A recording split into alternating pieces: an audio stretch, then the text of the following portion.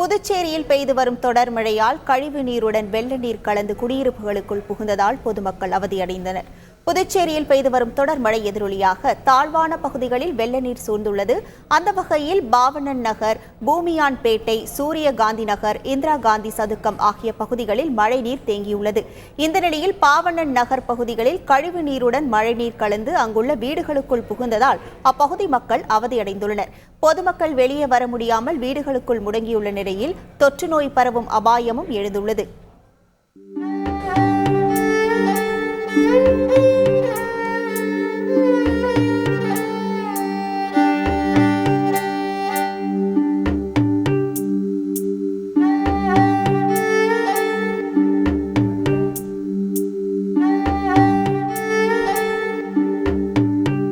Cancer patient படுத்துக்கினே இருக்கிறேன். 10 மணிக்கு தண்ணி ஓடியாந்து பாய்கையெல்லாம் நனைஞ்சு போயிட்டு எல்லாத்தையும் எடுத்து வச்சுப்பிட்டு ராத்திரிலேருந்து தூக்கலாம் தான் உட்காந்து கிடக்குறேன்.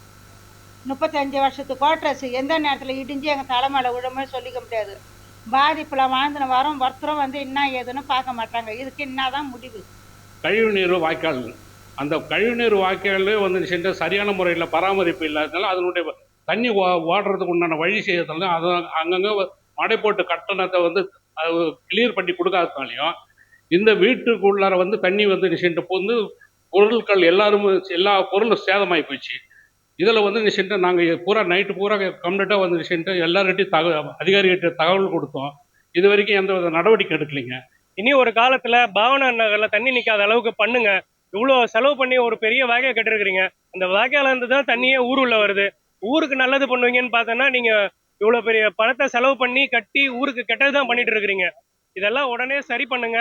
இதை நான் முதல்வருக்கு ஒரு வேண்டுகோளாக தான் விடுறேன். நான் செய்திகளை உடனுக்குடன் தெரிந்து கொள்ள உடனே சப்ஸ்கிரைப் பண்ணுங்க.